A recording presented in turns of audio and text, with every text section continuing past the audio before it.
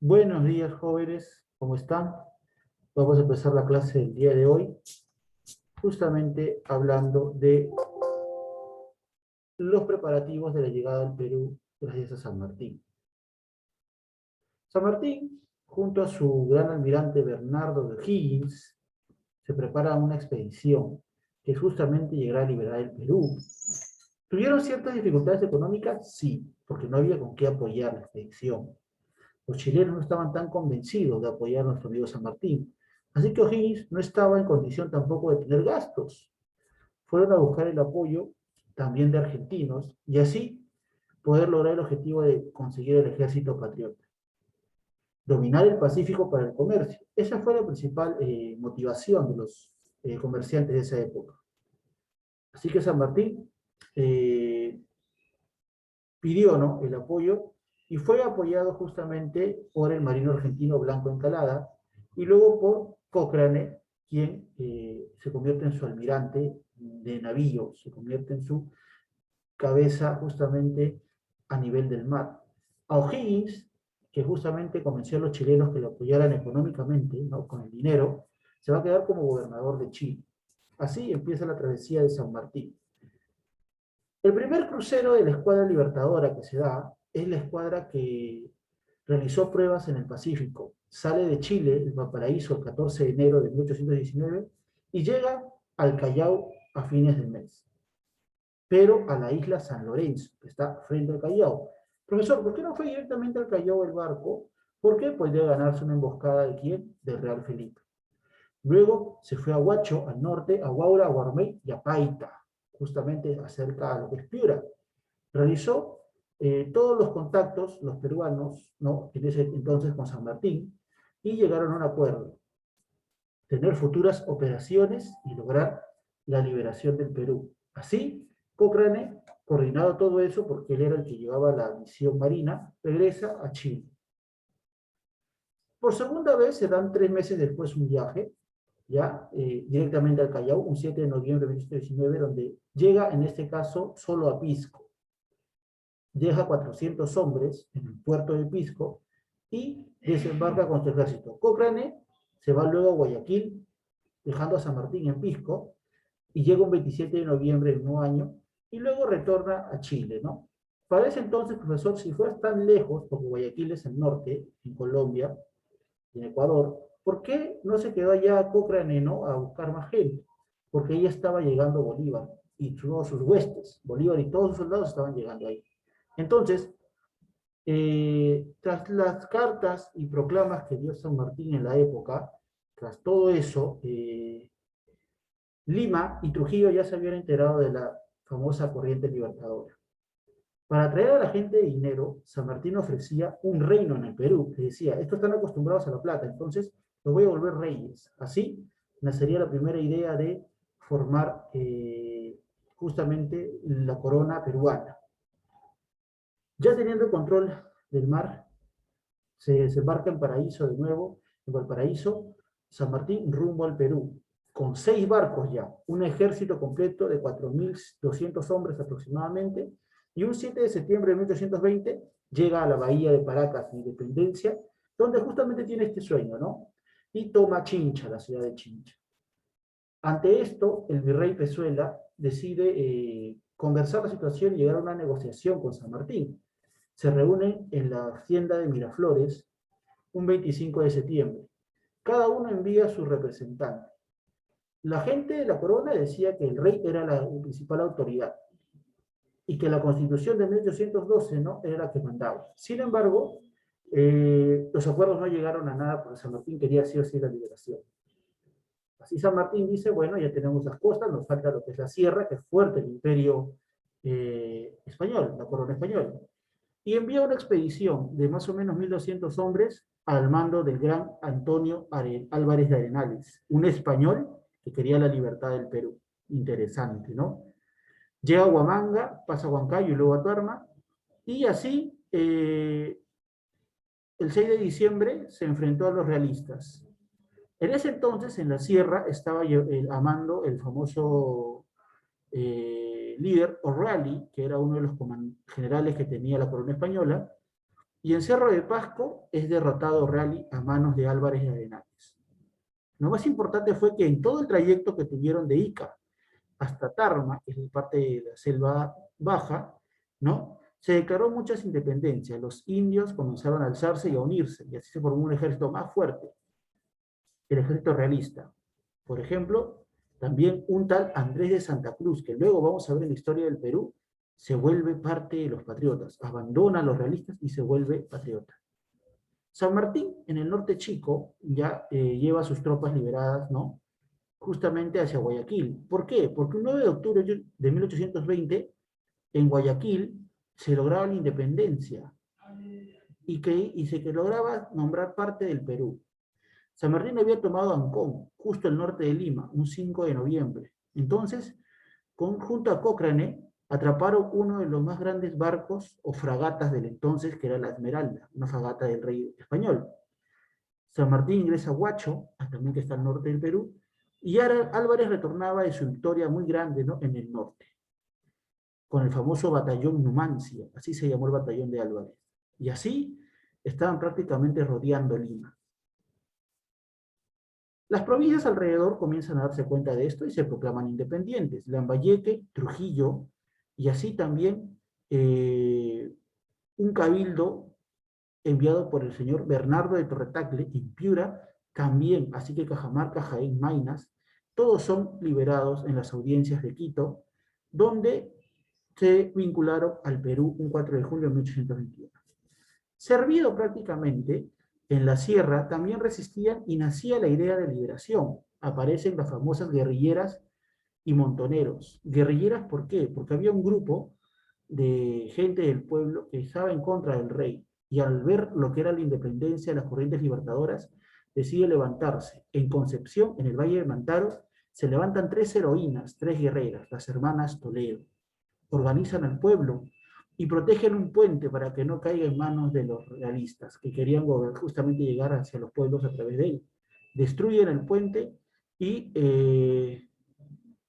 sin embargo, los realistas, de ser soldados y ellos simplemente aldeanos, nuestras mujeres mueren a manos de ellos en la Concepción en 1821 en abril. Muy bien, continuamos. A ver.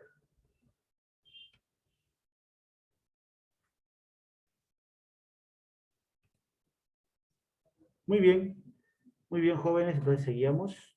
Perdonen, a ver, la diapositiva se corrió, ahí está. Así nacen los primeros movimientos libertadores. Álvarez hace una segunda expedición, en este caso dice, ya no voy a ir solamente a Tarma, sino que voy a ir a la altura Pasco. Encuentra más montoneros y comienza a formar su ejército. Cada batida, cada retirada que tenía, ¿no?, enviado por San Martín, hace que él esté prácticamente ganando las principales batallas, por eso se le llama, ¿no?, el líder de la sierra. Ahora, cuando estuvo a punto de diezmar al ejército de Carratalá, que era justamente el ejército español, San Martín lo llama, le dice que basta de hostigar, basta de luchar. San Martín era un caballero, acuérdate, ¿eh? San Martín era todo un caballero. Y le pide una negociación de paz. Paz, aunque tú no lo creas. Profesor, pero están matando mucho, sí, pero no, paz por favor y regrésate a Lima. Él quería su ejército completo en Lima, San Martín. Así se da la conversación de Punchauca. El representante de San Martín y de los virreyes de nuevo comenzaron a cambiar opiniones, ideas. En marzo hasta mayo, 2 meses duraron. Sin embargo, San Martín decide ahora, ¿no?, junto con el virrey La Serna, un 2 de junio, en la hacienda de Punchauca, llegar a los puntos centrales. Pezuela ya no estaba, ahora estaba La Serna. En ese entonces, solo se pudo pactar una paz, una tregua de 20 días, prácticamente tampoco llegando a algún acuerdo. Ante esto, rodeados por mar y por tierra, gracias a San Martín, Álvarez, que estaba en la sierra, y los montoneros, entonces los españoles dijeron, no hay acá ni siquiera alimentos, hay gente enferma. La Serna se vio obligado en salir el 6 de julio del año 821. Deja Lima bajo las órdenes de José de la Mar, quien se quedó en el Callao. Don José de la Mar, que luego va a ser presidente del Perú, hace dos divisiones, una al mando del rey y otra al mando del general Canterac, y ambos se fueron a la sierra. José de la Mar, ni corto ni perezoso, lo que hace es recibir a San Martín para los hostigamientos, para los ataques del Real Felipe, y San Martín ingresa. Los patriotas acuden a San Martín, la gente de Lima, y entonces Canterac, que ya se había adelantado dejando Lima el 25 de junio, las tropas de Arenales lo comenzaron a perseguir. Atacarlo, decía San Martín, ve y acaba con las fuerzas de Canterac. Así, el Libertador, por no querer usar la fuerza y las armas, prácticamente trataría de buscar el arreglo político. Que se asustaran, es lo que él quería, que se rindieran, que se vayan a su país, ¿no? Porque San Martín recuerda que fue formado en España, entonces él quería que se vaya, que no hubiera violencia, nada de estas cosas. 3 días después de la salida del virrey, los limeños invitaron a San Martín que ingrese por la Puerta Grande. Personas estaban llenas, los criollos ricos, los españoles, se inclinaban, invitaban, decían que querían un nuevo gobierno. San Martín, al mando de un pequeño destacamento, porque entró solo con pocos soldados ya que no había con qué pelear, llega a la capital el 12 de julio de 821. El 14 hizo un ejército para poder ser recibido con fervor patriota, y así también el cabildo, el alcalde del entonces, declaran junto a él la independencia, ¿no? Escrita en el documento, el 14. El señor Tudela fue quien redacta justamente el acta de la independencia. Y ya después, 2 semanas más o menos, un sábado 28 de julio de 1821, ocurre lo que nosotros celebramos, ¿no? La ceremonia de independencia pública, la proclamación, frente a 16.000 personas, que era bastante gente en ese entonces en Lima. Por eso este cuadro dibujado tan hermoso, ¿no?, que expresa lo que es la independencia. San Martín se dirige a los patriotas en la plazuela de la Merced y luego en Cinco Esquinas, Barrios Altos, al convento de los Descalzos. En diferentes lugares dio el sello de la proclama de independencia. Desde este momento el Perú es libre e independiente por la voluntad general de los pueblos y por la justicia y la causa que Dios defiende. Viva la libertad, viva la patria, viva el Perú. Así nace el periodo de protección. ¿De quién? De San Martín, el protectorado. San Martín no quiso ser presidente, por lo tanto se llamó protector. Crea el himno, acabó la esclavitud de las personas que nacían a partir del 28 de julio, ya ni un peruano era esclavo a partir del 28 de julio que había nacido. Funda la biblioteca, el principal aporte de la cultura. Ya no hay tributo indígena, y convocó al pueblo a elegir al primer congreso. A la gente de plata, obvio, no todo el pueblo, solo la gente que debe estudiar.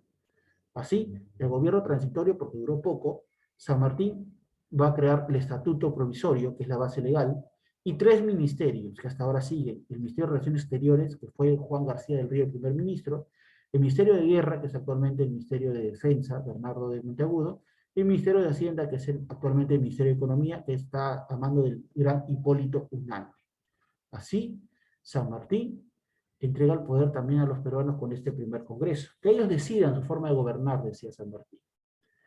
¿Qué pasó, profesor, en el aspecto militar? Bueno, los castillos del Callao, o los castillos de Real Felipe, que defendían el primer puerto de la corona, ¿no?, ya se estaban en una posición justamente, ¿no?, de guerra. Se rinde, ¿no?, porque ya no había que más pelear. El 21 de septiembre de 1921, el señor José de la Mar, después de renunciar a lo que era ser militar y a todo lo que había recibido gracias a lo que era la corona y las filas independientes, se deja vencer por San Martín. Los realistas lo consideraban una traición. Así, sin embargo, luego de un tiempo, el 5 de febrero de 2 años después, el sargento argentino Moyano, un sargento que había traído San Martín, se va a aglomerar, se va a amotinar y se encierra en el castillo. Estaban justamente en contra de lo que había pasado, ¿no? Se consideran prisioneros. Poco después, en los castillos, entran las tropas de Pisco y Jauja, al mando del general Rodil y Monet, y este bastión, ¿no?, se da un duro golpe a lo que era la causa patriótica de ese entonces. Prácticamente Rodil y los patriotas que estaban en ese entonces, ¿no?, abandonan el Perú en esa época, ¿no?, quienes tomaron. Hubo conflictos internos también, porque San Martín tenía una forma diferente de ver las cosas y sus soldados querían poder también, querían, bueno, estoy dando mi vida, merezco, ¿no?, algo más. San Martín no lo veía así. Estos enfrentamientos, estas discusiones, diferencias, hicieron que varios de las escuadras de San Martín se fueran. Por ejemplo, muchos soldados no eran pagados todavía. Así el señor Thomas Cochrane, que había sido el almirante, ¿no? Justamente que manejaba todas las tropas del mar de San Martín, era una persona que no quería la forma que San Martín estaba llevando el Perú. Decía, él era muy impetuoso, muy violento, decía, siempre hay que meter una acción militar, pero tú, San Martín, eres muy tranquilo. Chocaba con San Martín en su carácter. Quería liberar el Perú, pero no estaba de acuerdo con la forma de manejarlo. Así, llega finalmente a chocar con el dinero. ¿Qué pasó, profesor? Ambos caudillos se peleaban porque claramente no eran pagados los soldados. Así, el protector no sabía qué hacer y Cochrane llega a Ancón y coge justamente uno de los barcos que tenía el rey, se apodera de los tesoros y comenzó a pagarle a sus soldados. San Martín le había dicho que ese dinero no podían tocar hasta que hubiera un nuevo presidente o gobierno en el Perú. Sin embargo, Cochrane le pasa por encima. Devuelve a sus soldados, más o menos roba unos 205.000 pesos. Bueno, no roba, sino que los toma porque es su deber, ¿no? ¿Qué va a pagar a los soldados? Y le paga a todos sus escuadras y sus 6 buques de guerra, los coge y se va del Perú. Así, 2.000 hombres nomás quedaron al mando del famoso general Pío Tristán, como ejército de Estado Mayor Agustín Gamarra, en ese entonces, van a ocupar lo que es la ciudad de Ica, luego a Nazca. El virrey La Serna, al darse cuenta que ya comenzaban a expandirse, pero, ojo, que San Martín perdía soldados, decide enviar a Panterac a combatir a su general. Entonces, en la hacienda de Mamacona, un 7 de abril de 1822, cerca a Ica, se expide la famosa batalla donde Pío Tristán pierde. En verdad, Canterac era un loco, era un maestro de la guerra, era un gran general. Y Pío Tristán, al no tener el apoyo mucho porque varios del ejército de San Martín se estaban retirando, y entre ellos gente de mucha carrera, mucha especialidad, hicieron que ocurriera este desastre, ¿no?